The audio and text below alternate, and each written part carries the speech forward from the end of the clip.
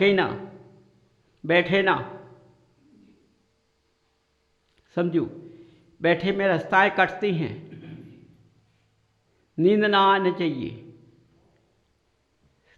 यहीं खड़ा रहे, जिस वक्त जो इशारा मिले उस वक्त वैसा उस इंद्र को चलना चाहिए। इसलिए बंधु देखो तुम्हें क्या दिखाऊंगा, जो देखने को नहीं मिलेगा वो देखने को। अब जैसे तुम टीवी को न जैसे देखते हो न, वो पात्र बन के आते हैं, मैं पात्र बना हुआ नहीं दिखाऊंगा, असली दिखाऊंगा कि तुम पहले क्या थे।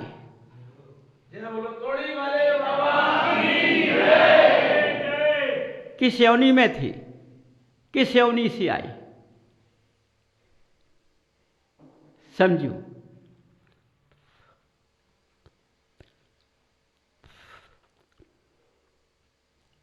ये तो तुम्हें सब बना बना मिल रहे हैं।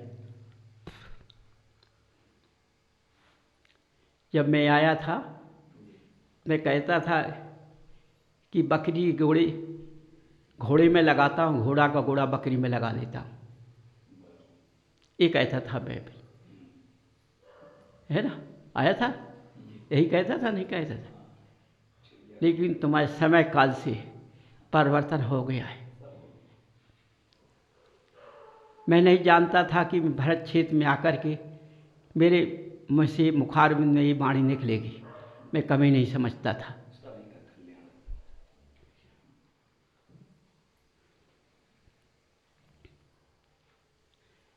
बंधु जितना तुम अपना धर्म का वैभव दिखाते जाओगे उतनी पक्की बात पत्थर की निकलती जाएगी, समझो। जो होने को नहीं मिलेगा वो दिखाऊंगा।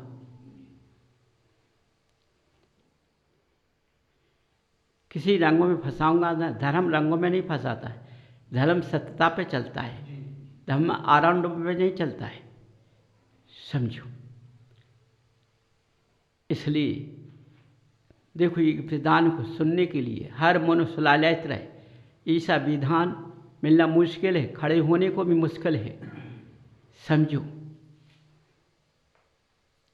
माड़ी ब्राह्मण बोलो महावीर भगवान की। भगवान का अभिषेक स्वधर्म ईशान ने किया है और किसी इंद्र ने नहीं किया। देखो जो सौभाग्यशाली जीव होता है वह उसी पद को ग्रहण करता है जो उस लायक होता है।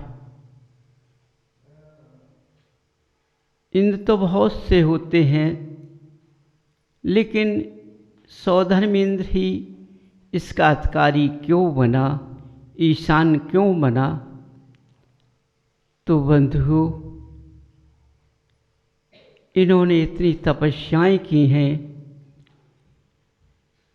अपने शरीर को इतना तपाया है कि इनको सौधर्म इंद्र की पदवी प्राप्त हुई है, ईशान की पदवी प्राप्त हुई है, तभी ये भगवान का अभिषेक करने लायक पद का अधिकार मिला है। इनके सिवाय कोई जीव अभिषेक करने का अधिकारी नहीं होता है। देखो मनुष्य गति में मनुष्य भगवान का अभिषेक करते हैं। इस रचना देखो तुम कि भगवान का अभिषेक सौधर्म इंद्र करता है, ईशान करता है। वह किस दृश्य में करता है, किस वैभव में करता है, किस प्रकार करता है। तुम जब भगवान का कल्पना करते हुए भरत क्षेत्र में इस मृतलोक में भगवान का अभिषेक करते हो तो कैसे करते हो? ये तुम अपना स्वभाव स्वयं देखो, अपनी काया को स्वयं देखो, कैसे करते हो? सोचो। इनका इंद्रों ने अभिषेक किया है, मनुष्यों ने नहीं किया है। लेकिन कल्पना करते हुए भगवान का अभिषेक उस रूप में धारण करो, ऐसे रूप बनाकर तैयार हो, साक्षात में मैं इंद्र जमूं। जब भगवान का अभिषेक होता है, कितने प्रकार के बाजे बजाए जाते हैं, कितनी प्रकार से, हर प्रकार से उनका कितने प्रकार के बाजे बजते हैं। जब भगवान का अभिषेक होता है, सारे इंद्र इंद्राणी देखते हैं। जब दो इंद्र अभिषेक करते हैं, लेकिन भगवान कभी नहीं हिलते हैं, न डिगते हैं। सोचो, एक बालकमयी अवस्था में इनका अभिषेक करते हैं, कितने कलशों से करते हैं, समझिए, लेकिन तिलमात न हिलते हैं। जब उनकी तुम कल्पना करते हो बंधुओं, अपने अंदर अपने झांक कर देखो, सत्यता में लाकर देखो, तो क्या तुम उस लाख हो क्या?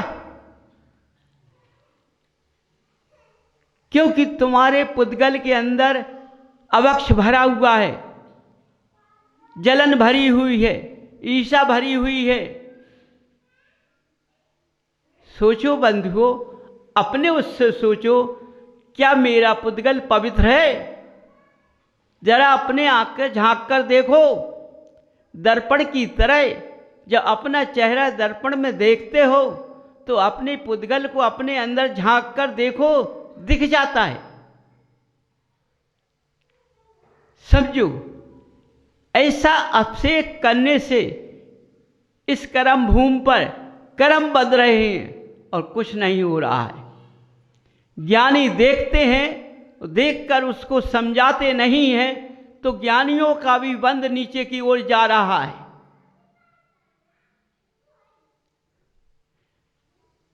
बंधुओं, जरा अपने से डरो, अपने से भय खाओ। ये मत सोचो, ऐसा मन मत लाओ कि हमें कोई गिराने वाला नहीं है। तुम्हें गिराने वाला तुम्हारा शरीर है, तुम्हारा गिराने वाला तुम्हारी भावना है, तुम्हारी गिराने वाला तुम्हारे नेत्र बिंदु हैं। ये तुमको गिरा ले जाएंगे। समझो बंधुओं, हर बात से हमें कितना पाक होकर भगवान का अभिषेक करना है। यदि उस पाक लाख भगवान का अभिषेक करने लायक हैं हम, तो अभिषेक करना चाहिए। यदि उस पाक लाख हम पवित्र नहीं हैं, तो अब ये अभिषेक नहीं करना चाहिए। आज ज्ञानी पुरुष नियम दे देते हैं मनुष्यों को कि अभिषेक कीजिए, लेकिन उनका झांक कर देखो ज्ञानियों कि वो कितने अपवित्र हैं। यदि उनको इच्छा है, ले है, नहीं हमें भगवान का अभिषेक करना है, तो उस पात्रता को लेकर ग्रहण करें। समझो, जैसे अभी इंद्र विधान होना है, उस इंद्र विधान में जो इंद्र बनने के लिए तैयार हो, वो 16 कारण एक माय का रखें। अभी से भाद्र पक्ष में होता है, जब 16 कारण व्रत करेगा, वो 16 कारण की भावना भाएगा, एक ही भोजन लेगा, तो वह इंद्र पद में को बनने के लिए तैयार बन पाएगा। क्योंकि यहां रिश्ते मिश्ते नहीं चलेंगे। यहां सही रास्ता होगा, सही न्याय होगा, धर्म का स्वरूप सही होगा। ऐसा नहीं कि भाद्र पक्ष मिला है, चारों तरफ से लग रहे हुए, कितना प्रकार का खाना भोजन मिलता है। तो बताओ, भाद्र पक्ष मिला किस लिए है? कर्मों को काटने के लिए। उस भाद्र पक्ष में मनुष्य, आज के ज्ञानी पुरुष, कितने प्रकार का भोजन खिलाकर उनको नीचे की ओर ले जा रहे हैं। कितने समय में ये एक माय मिलता है, इस माय में अपने शरीर को तपाना चाहिए। इस शरीर तपाने के लिए मिला है, बिगाड़ने के लिए नहीं मिला है। बंधुओं, इस शरीर को बनाना है, अच्छा रखना है तो इसको तपाना पड़ेगा। ये गोलियों से नहीं तपता है, औषधियों से नहीं तपता है, ये भक्ति से तपता है। जहाँ से भगवान की भक्ति होगी शरीर तपेगा, बीमारियां भागेगी। समझो, अपने आप दूर भागने लगेगी। जिसको परीक्षा करना वो परीक्षा कर ले, जिसको देखना वह देख ले। एक माय का 16 कारण पति पत्नी जोड़े के साथ व्रत लेकर एक भोजन करके एक ही प्रकार का व्यंजन नहीं चलेंगे, सादा भोजन अपना एक बार ले, एक बार उसी स्थान पर पानी पिए। इसके बाद पानी की छूट संध्या समय दी जाती है।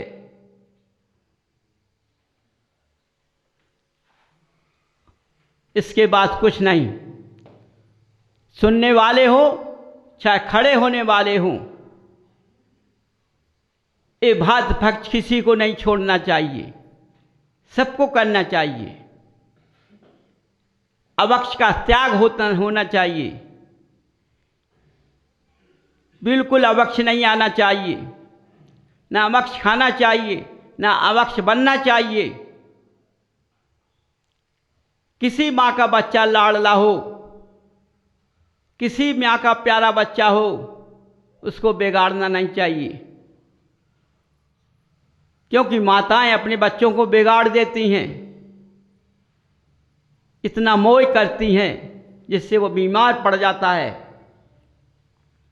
औषधियाँ लगती हैं। फिर देखना, इस भात पक्ष में एक माय का व्रत 16 काल का करेगा, अपना अपना मनुष्य अपने अपनी बीमारी को हटा ले। ऐसा पवित्र भोजन खाएगा, उस पवित्रता के भोजन के अनुसार शरीर पवित्र बनेगा। फिर उसकी भक्ति करेगा 1 घंटे की जोड़ी के साथ,